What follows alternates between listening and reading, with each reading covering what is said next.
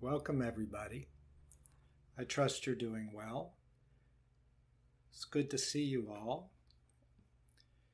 Today, maybe you have some questions for me regarding your practice or the podcasts, or really anything on your spiritual path. While you think over your questions and see if you have some, I'll just talk a little bit and maybe that will spur some thoughts. But feel free to type in your question if you have one along the way. And hello, Elena, Jennifer, and Little. Good morning. Let's talk about meditation. Somebody asked me a good question last time about meditation. And maybe I'll address it a little bit more thoroughly this time. And in the podcasts, I address it maybe around the third or fourth podcast, fifth podcast. Somewhere in there, there's a little group of podcasts about meditation. There are basically two kinds of meditation.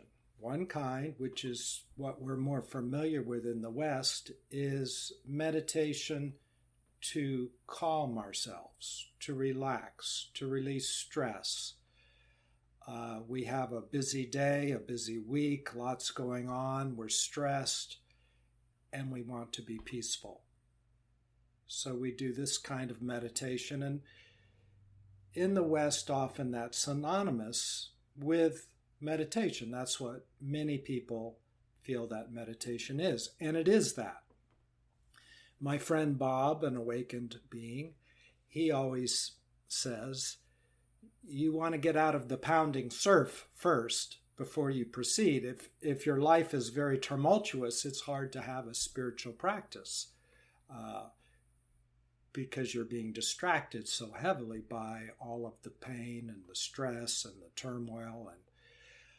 And so in cases like this would be a very good place to start with the calming kinds of meditations.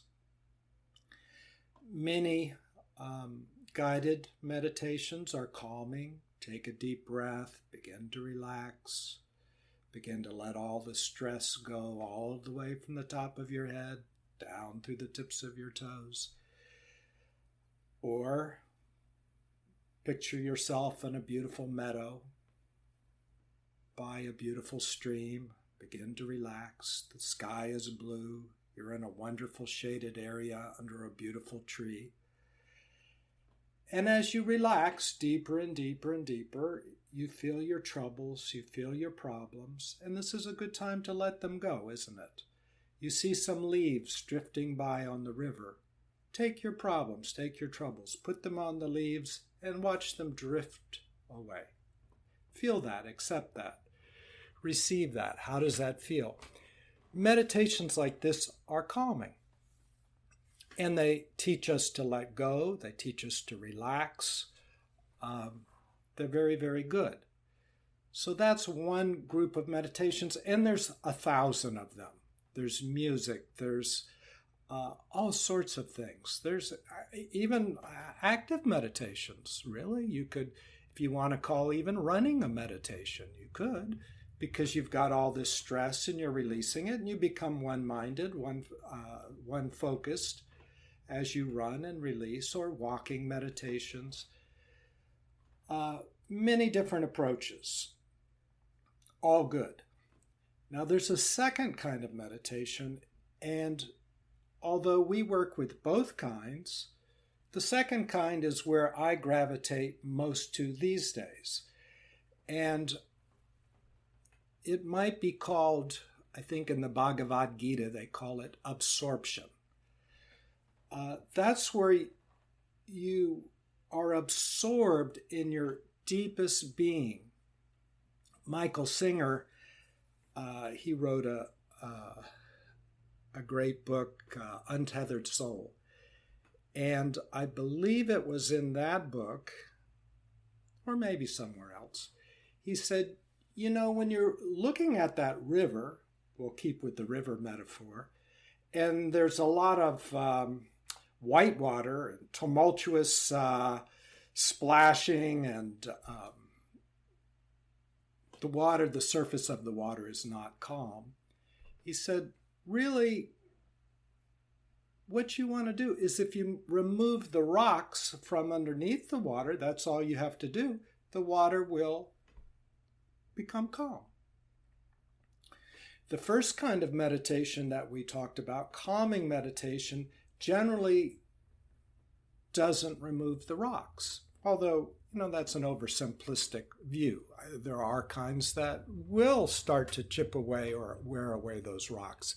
But just as a broad generalization, it's designed to calm you without necessarily resolving the deep issues that are creating the tumultuous feelings to start with. Those, at the deepest level, as we've talked about in lots of earlier podcasts, those are fueled by a separation from ourselves. And when we're separated from ourselves, from our true nature, of course we feel anxious. Separation anxiety. There is only one anxiety in life. If we feel anxious about anything, it's because on some level deep down inside we're separated from ourselves. That creates anxiety, and then that anxiety bleeds out on different issues in life. Oh, I'm going to be late for the bus, or I'm getting low on gas, or it's not going well at work. Could be a variety of things, but any of those are expressing the anxiety that we already have. The second thing, when we separate from ourselves, we feel abandoned. We're cut off from our essence. We're cut off from the infinite, because the infinite is us. All religions talk about it, but we don't need a religion to talk about it. That's what we find in meditation for ourselves, the direct experience of that. The third thing, that when we cut off from ourselves, we feel anger, frustrated. Life is not going well. We're cut off. So the meditation of absorption heals that. What's happening is how we cut ourselves off is we ourselves are blocking ourselves. And when we stop doing that, we find we're there, we're perfect, we are peace, we are love, we are well-being, we are happiness. We don't have to do anything, we're already that. When we remove a block, it's an optical illusion kind of, but it feels like we're being absorbed into the infinite. We already are the infinite, but it feels like it. Like when you look out your car window and you see, as a kid, you see trees going by. I remember with my grandfather, he would be driving me and I would look out the side window and it looked like the trees were moving and we were stationary.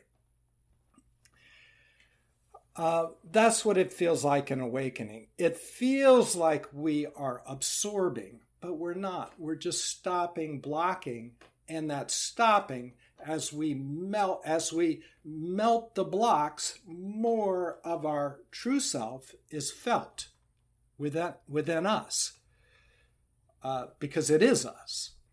So that's the absorption kind of meditation.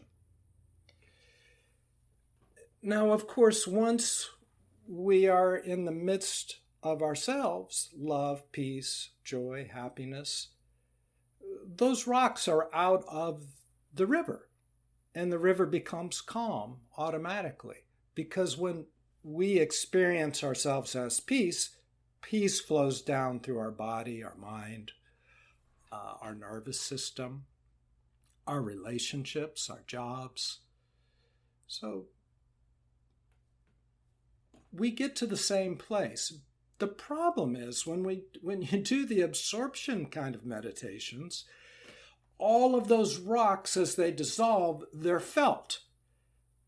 You feel them as they fall apart. Now, something under the surface isn't put there because it's made of deep joy, well-being, and happiness. It's repressed because it feels like pain, hurt, fear, and anger, the symptoms of us separating from ourselves. So who wants to do that? Nobody. Unless you're in so much pain or you're so focused that you want to awaken, you want to be your true self. And I'd say all of you here do. That's why you're here.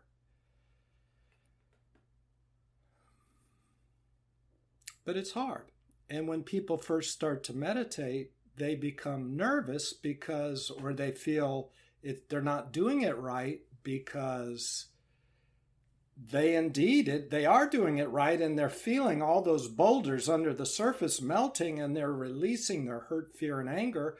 And so thoughts are being generated, emotions are being generated, and it feels very troubling.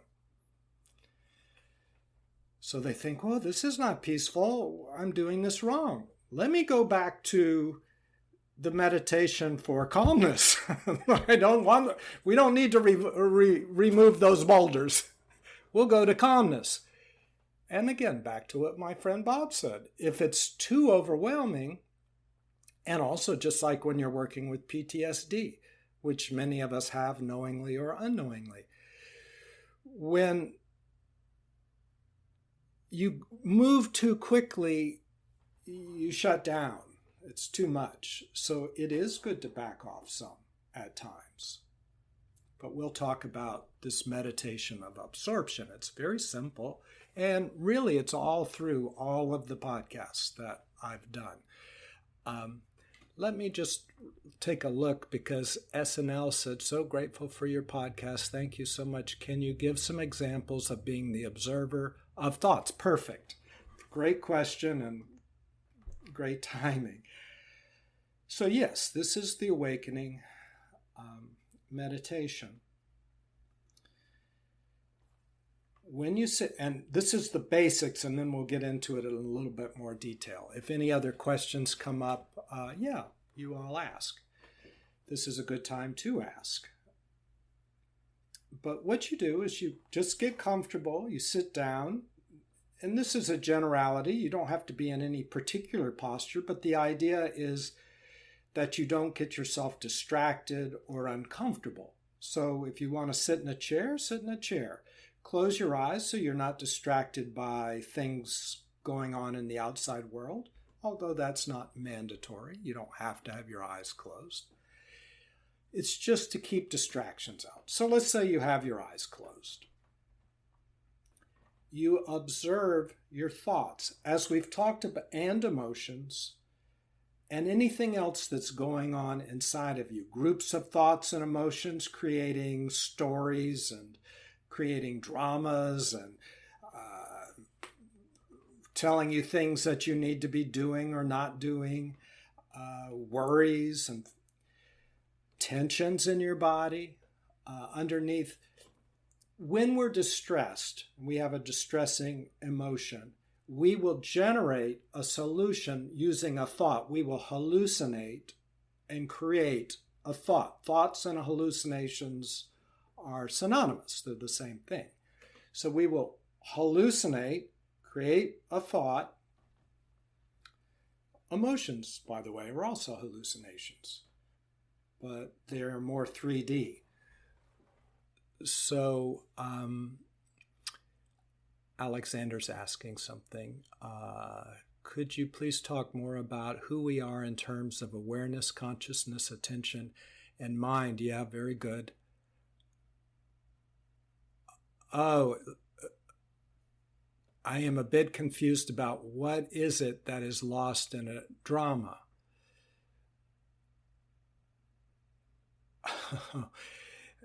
And this is a half statement. I see it didn't come out all in the typing, but I think it's address it or move it to the side. How do you deal with these things? Excellent question. Oh, does the awareness follow the attention, or is attention can block the awareness and move it to a side? Very good questions. So we'll keep going here, but thank you you are right on it. All of these questions are perfect. So here we are, our eyes closed, and we are observing our thoughts, our emotions, and our actions. These are things we have created. We have generated them. We're generating them as a way to solve a problem, which is because we've previously separated from ourselves and we've created hurt, fear, and anger. So those are emotions. So we generate more thoughts. We hallucinate thoughts. What do? I feel angry. What do I do? Oh, I need to do this or I need to do that. We might think about things to do in the outside world. I need to talk to Bob. I need to talk to John. Or we might be thinking of strategies. I need to sit down. I need to go for a run. I need to do push-ups. I need to do something. I need to get a pillow and beat the bed. We will come up with a lot of different things. So, in awakening meditation, in absorption meditation, rather than latch onto these solutions, what we want to do is reverse the problem. We don't want to be separated from ourselves anymore, therefore creating the anger, which then causes us to hallucinate, to look for a solution, and therefore talk to Bob. We don't want to.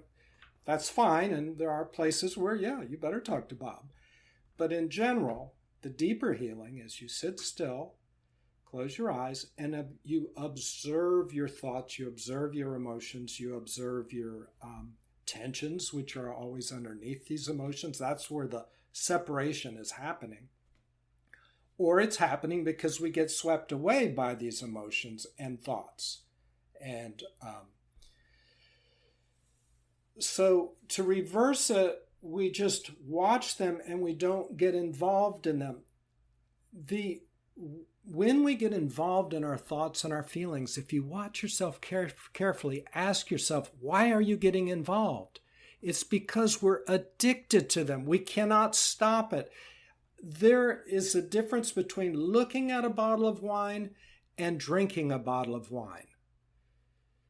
There's a difference between looking at a thought, which we do as the observer, and drinking the thought, which we do as a personality or as a drama inside of us, and now we're in the middle of it, and then Bob said that, and I did this, and so on and so forth. We're off to the races. That's drinking the wine. It's exceptionally hard to put the bottle down. That's why we're lost in this so-called, it's not an illusion, it's a delusion. Because when we don't put our hallucinations down, when we don't quit drinking the wine, the whole world is colored by our drinking. That's how we see. If we've got pink lenses on, we see the world as pink.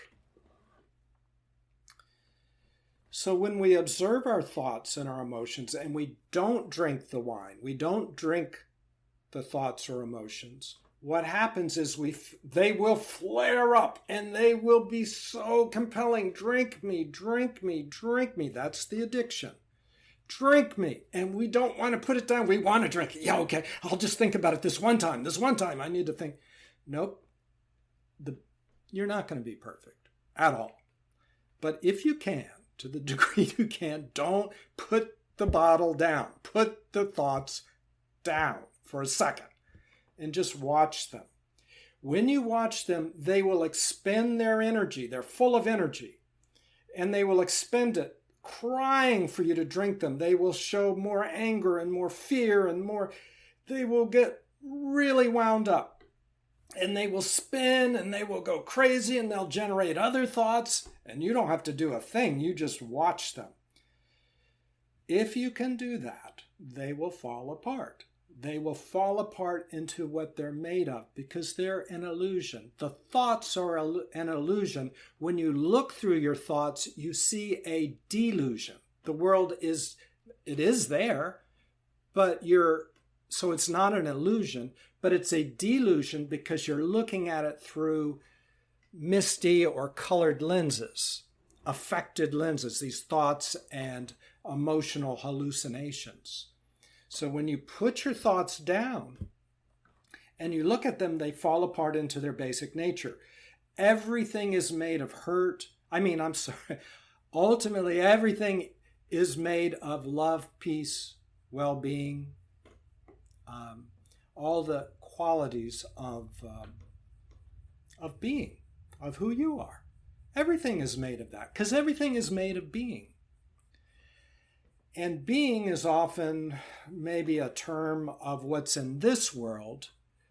And as you meditate, you will also intuitively go beyond this world to that which is uncreated before creation.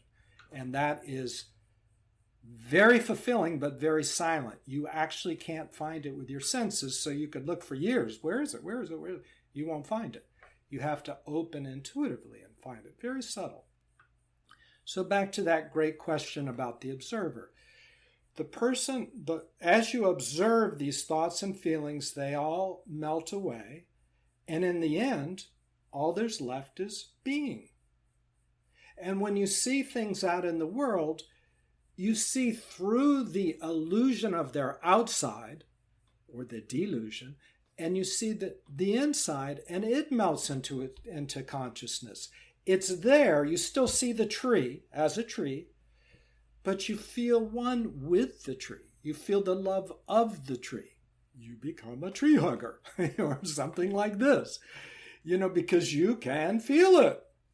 You love walking on the beach. You love looking at clouds because it's supporting you and you're supporting it. It is you.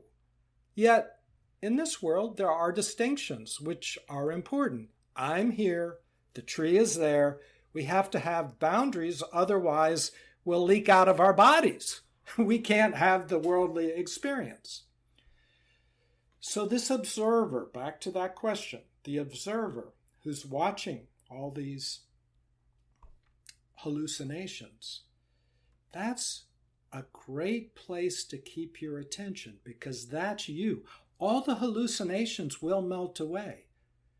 And you're still here watching it. You go, wow, they all melted away. When that finally does happen, it could take quite some time. But when they melt away, you're the one watching. And what is this one watching? It has no thoughts in it, no emotions in it. It can create a thought or emotion if it wants to. But it's one with wellness, one with peace. It's radiant light. It's well-being. That's you. That's the observer.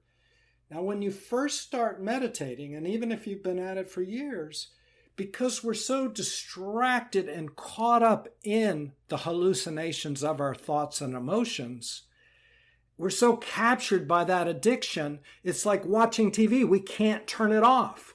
We're looking through a world of thoughts and all the dramas, and he said that, and she did that, and I need to do this, and what if I didn't do that, and what about awakening, and what about this, and what? Those are all thoughts. But when they dissolve, there's nothing. It's just, well, by nothing I mean it's not things of separation that at the root have hurt, fear, and anger in them. It's more peace, well-being, love, things like that, kindness, flowing through your body and actions. Now, this is a process. It takes a little while for all this to happen. But that's the observer. The observer is not a thing, because it's like a rainbow, and if you follow the observer back, it goes out of this world, out of existence. And when something doesn't exist, it means it can't be felt by the five senses. So you can't know it through the mind, because that's five senses: what we hear, what we see, what we touch, so on and so forth. The five senses. It's beyond that. So it has to be known intuitively. But you don't have to go all the way back that far to know yourself. And I use this because that's kind of how it feels, this direction of going back. But really, it's everywhere. Like every moment, I see the world strobe in and out of existence maybe 1 billion times a second. I don't know how fast. It's just very fast. Nothing, something, nothing, something. Created anew every millisecond. So it's everywhere. That's you. That everywhereness is the observer. That is the observer. There's no set thing. At first, it may seem like a set thing, but even those boundaries will dissolve. If there are any inner boundaries inside of you, any tension, any emotion, any thought, that is usually coming from separation. It's something that can be let go of. If it can disappear and you'll still be here, it's coming from separation. Process of elimination. It's not you. It may be something you've created in order to go through the world, and that's a very handy and good thing. I'm not saying they're bad. I'm just saying what's what. You are. And in this world, we kind of break things apart just because this is a world of distinctions. So I'll say you are the observer, but once that melts a little bit, you see you're everything you're observing too. It's, it's all one. So Alexander asked a very good question that I haven't gotten to yet, and that is, I think I understand the question. Let me answer the question I think I'm answering, and if I don't get it, Alexander, you can rephrase it for me. But often there's a school of thought that says, just do what I've just proposed and everything will dissolve away. And although it'll appear that you're being absorbed into the infinite, it turns out you are the infinite, and all that's happened is your blocks have been absorbed into the infinite. And you just let everything come up. You let everything come up. The problem, so that it can be dissolved. The problem is, when it comes up, it could be depression, it could be anxiety. You have to kind of stop yourself a little at a time, otherwise you'll get overwhelmed. But you will feel it all because it all is grist for the mill and it all is melting. And by the way, the energy in depression is very strong. The energy in anxiety is very strong. You don't want to lop that energy off because that energy is your aura. That is the energy of the infinite. It's just twisted into an uncomfortable form at the moment. But you want to absorb it, not block it. For deep, full awakening, all through your body, mind, all through existence. That's, to me, the way to go. However, there is a school of thought, and it's used often in the East and even in the West. It's like, just drop the bags. Put them in the past. Don't go there. Don't let them distract you. Don't put your mind on this. Do not focus on that. Just push it to the side. Focus on yourself. Focus on the observer. The hallucinations, your thoughts, fine. Just push them away. Don't deal with them. Put them on a leaf and let them float down the river, and do that every day, and you just stay with the observer and stay there. In effect, what that does is it can be very powerful. If you can do that, it can be very powerful in that you keep watering the positivity, your awareness. You keep your focus there on the observer, on awareness, and it gets bigger and bigger and bigger because it's really the only real thing. And maybe the rest of the stuff, when you get so radiant, maybe it will melt into that. Maybe. I don't know. But often what happens is you get with one of these gurus, and they're very powerful because they have been sitting in this radiance and they have been blocking other things off. And they are powerful. However, somebody says one thing they don't like and boom, they explode and they lose it because they haven't dealt with this stuff on the side. I can't tell you either the number of times I've seen that, or I've talked to the wives or one wife that was married to one, and I've heard it and I've personally witnessed it. So if you don't resolve the stuff, you haven't resolved the stuff. So in the West, we have the advantage that we can work on all strata of the rainbow. We do have a psychological self, and we can work. In the West, we have very powerful tools that will work on that. The problem in the West is sometimes we get stuck in therapy. Therapy is good. That's what I'm referring to. We can use therapy to work on and unclog some of these personality things, and that is very powerful and helpful. However, if we just stay there, and that's as far as we go, that's not gonna. That's very limited. We limit ourselves to our hallucinations. We clean up our hallucinations, but we limit ourselves to our hallucinations. By hallucinations, part of what I'm talking about is our personality. It's a useful fiction. It's made of thoughts and emotions that work for us. But that's all they are, is hallucinations. We use them to get through our lives. We need one. We can clean up that personality that we've chosen, but we're still not our personality. However, much nicer to go through life with a clean slate. You want to drive a car. We're not the car we drive. We just drive the car. If it has a flat or something's wrong with the carburetor or it's out of gas, it's not me. It's the car that's out of gas. The car's not working. However, I'm the driver of the car, and I want that car to run nicely so I can get to work, or I can go to the store, or I can go for a drive. I don't want it shaking all over the place. Well, I'm not my personality any more than I'm my car, right? I'm not my personality, but I don't want it crazy. I want to be able to walk down the street and say hi to somebody without losing it. So Western psychotherapy is very helpful. And also our personalities can become so obscure and opaque that we can't see through them. So how do we awaken? It's very difficult with a messed up personality. They're very distracting. The biggest obstacle to awakening, perhaps, or one of them, well, a couple of them. Ignorance, we don't know what we're doing. That's one, and that'll get us more pain, which will get us looking into what's going on, and then we will know what we're doing. But the second one is we get lost in the drama. We can't put the bottle down.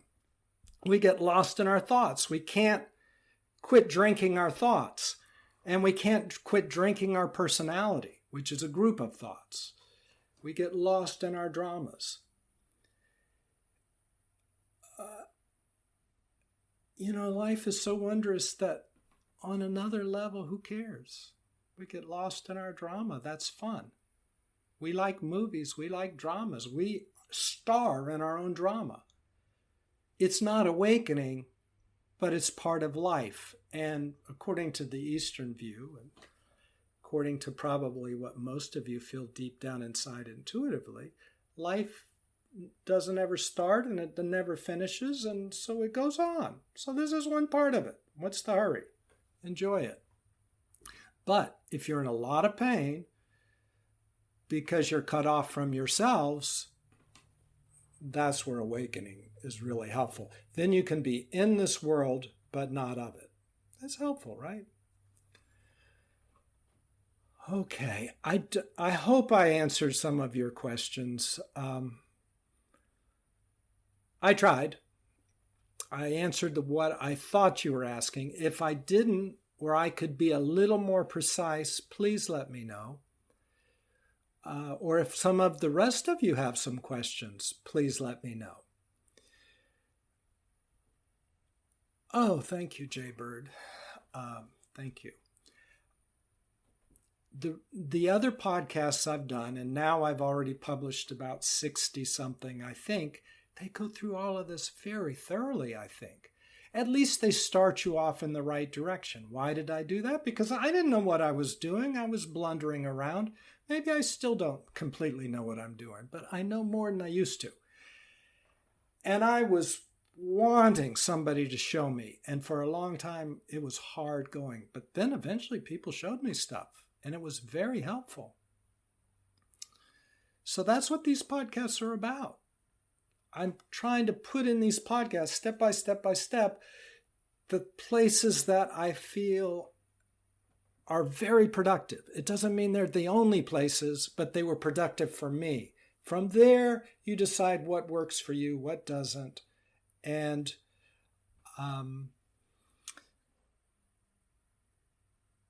go deeper.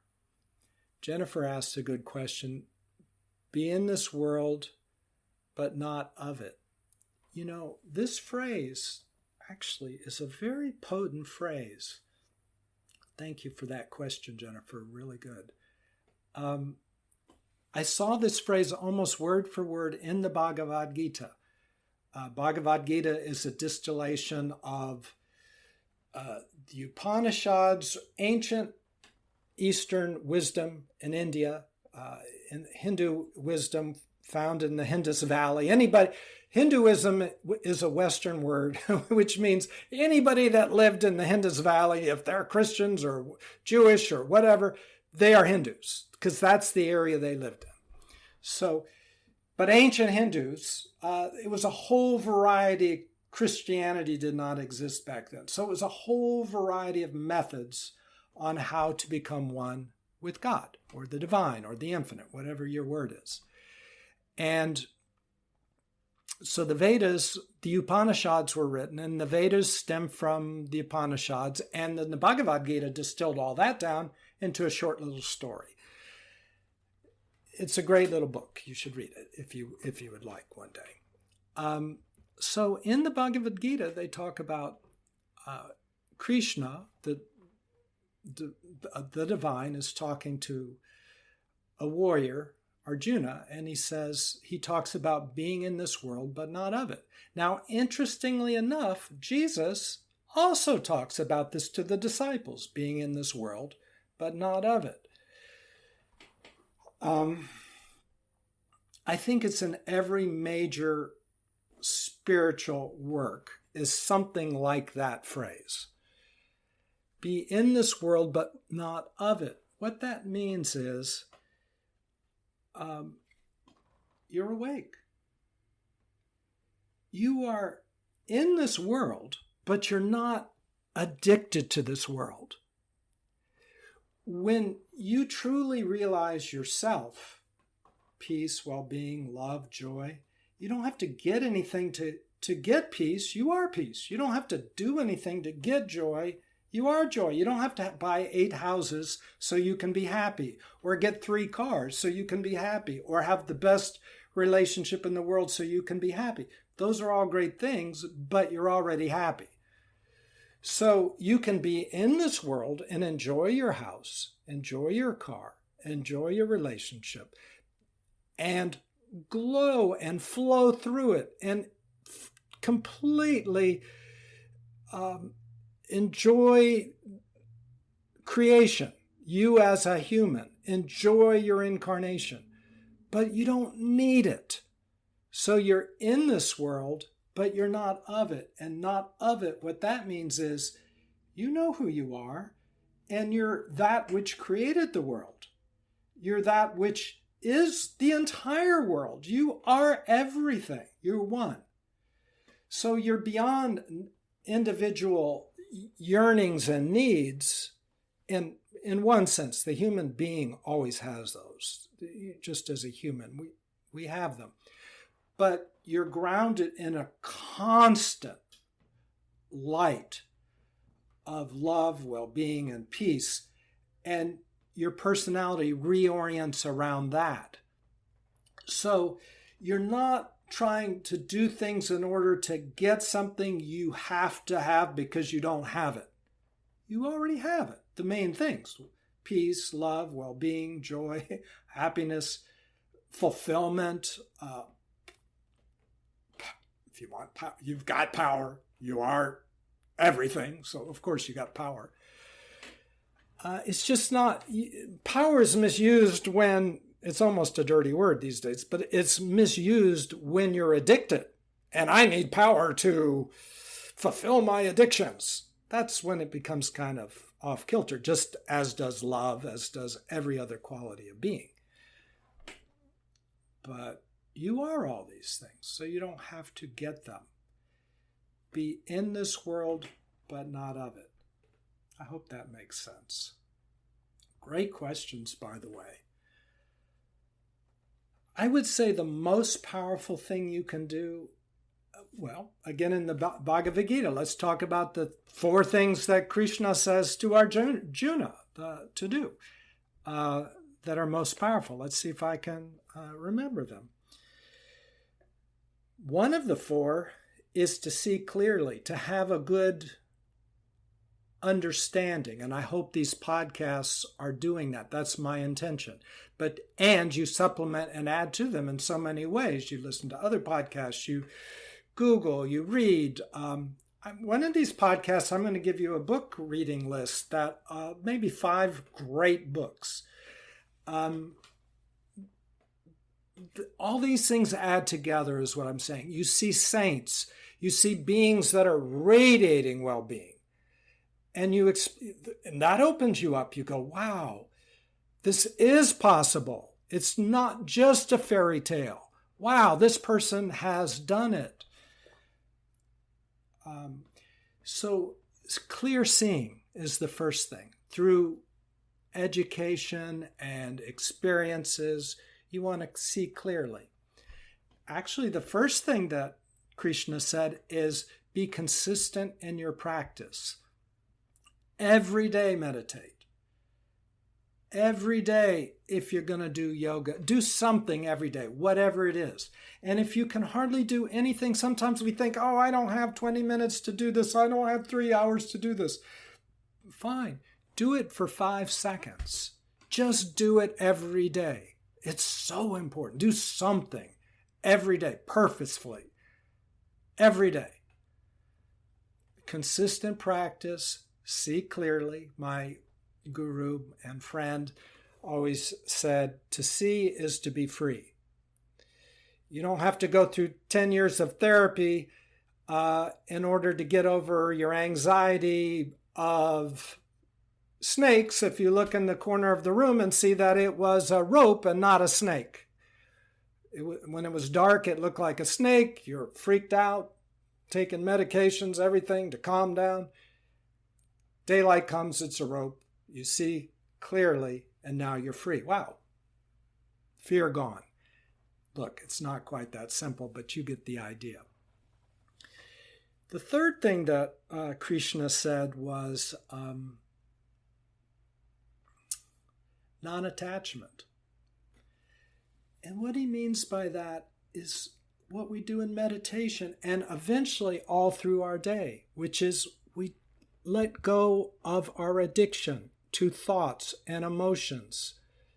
We put the bottle down. It's different, as I said earlier, just in case some people have tuned in after I said this. Looking at a bottle of wine is quite different than drinking the wine. Looking at the bottle is different than drinking the bottle. Looking at a thought is different than drinking the thought, getting involved in the thought. So non-attachment is don't drink the thought. Just observe it. And that's what we do in meditation. That's what we talked about, the observer. If you can observe it, it's not you, and let it go. How do you let it go? Just simply by observing it, it begins to melt in the heat and the light of your awareness. It will melt. It's like an ice cube on a hot stove. It may not melt instantly, but it will melt.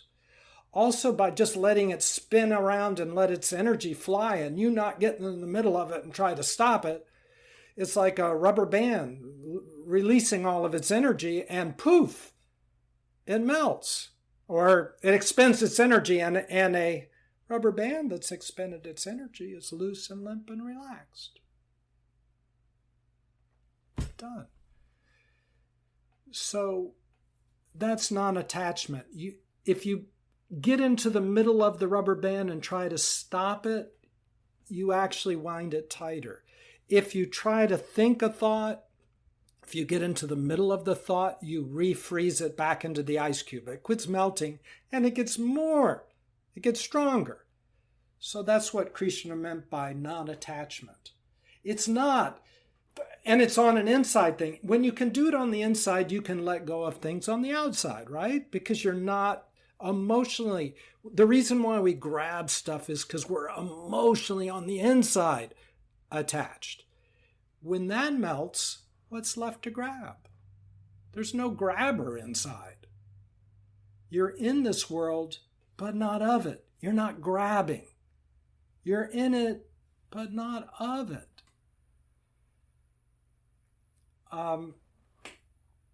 And the fourth thing is, he says, have faith. Krishna says to Arjuna, rest in your faith. Now, that's a tricky word, right? Faith. Ooh, it's got so many connotations from so many different religions. I remember when I was in theological school, I spent a long time investigating the Greek meanings of faith, the Western meanings of faith. So many meanings. Woo, faith. What Krishna means by faith, hold on to your faith. It's rest in your faith. It's your true self. When you sit long enough and you are the observer, you observe the observer in a way. You get to know yourself, that which is always there. Your thoughts and emotions, your hallucinations will dissolve. You'll still be here. And what's still here? That's the observer. And what is that made of? Peace, well-being, joy, so on and so forth, the qualities of being. Well, that is the faith. The observer is the faith. From there, there's infinite power because why? It's true. It's unassailable because it is everything. There's nothing but that. So it's not like believing in something that you really got a lot of doubts and you got to take a deep breath and pucker up your face and try to believe something. That's not what faith is. Or it's not taking somebody's word for it. You know, he said this and he said, which is okay. That's fine. That's a step. But it's not that. It's a direct experience of unshakable who you are. And from there is a laser willpower that flows into the world. You create from that power faith. So these four things. Consistent practice, that's the most important thing, I think. It's hard to say I shouldn't even say they're all important. Why am I saying that? But it's very important. Second thing is see clearly. These kind of podcasts, books, be with saints, be with beings, take a trip to India. Later, some months from now, I'm going to do some podcasts on how to even get to India, where to start, what to do, because people get overwhelmed. And so we'll be talking about that. So clear seeing, to see is to be free. Third thing is, oh my, I don't know what the third thing is. Oh, non-attachment. Let go of your addictions. Step by step. You can't let it go all at once. Don't be glum if it's not gone all at once. Just start somewhere. I like what this one woman said, Susan Segal. She wrote a book, Collision with the Infinite. She had an instant awakening, very rare. She also ended up having a brain tumor, so I don't know. But the awakening was real. And she said when her personality completely blew apart, again, this does not need to happen like that. It just did for her. But what she would do would be the next obvious thing, she said. What do you do during the day? The next obvious thing. So whether we retain our personality, which 99.99999% of people do, regardless, do the next obvious thing in your day. That's the next thing to do. So you don't have to be perfect in your non-attachment. Just do the next obvious thing, baby steps. And then the fourth thing is your faith. Get to know the observer, the person who, that which is observing in meditation. To do that, generally, you got to sit still and watch stuff, and then watch that which is watching the stuff. Get used to that. It takes a while. So you got to start somewhere. Rachel's typed in a nice question. Thank you for explaining these doubts all beginners in meditation have. I always struggle with so many thoughts which keep disturbing me. Thank you, Rachel. Yes, that is the number one observation I hear. And it's when I first started meditating, I didn't know what to do. And I don't mean it resolved itself quickly, because I didn't know what, I bumbled around. It took years. It's helpful to have guidance, which these podcasts are, and talking to friends are. But in my early podcasts, I talk about this. I think podcast number 4 or 5 or 6 is entitled, Why Can't I Meditate? And it addresses this exactly.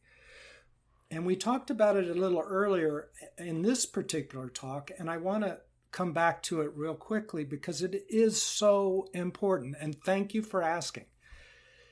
The reason why all this is going on is because you're meditating correctly, most likely.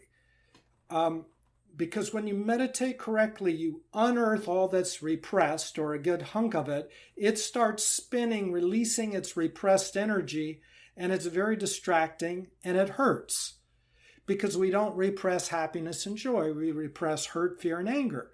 So all that's getting released, and it's terrible. And because it feels so terrible, we start hallucinating a new crop of thoughts on how to handle it. Oh, well, if I had said this, or if they had said that, and if I did this, and I'm going to stop doing that, and I think I'll meditate for another 5 minutes, and I'll have a glass of wine.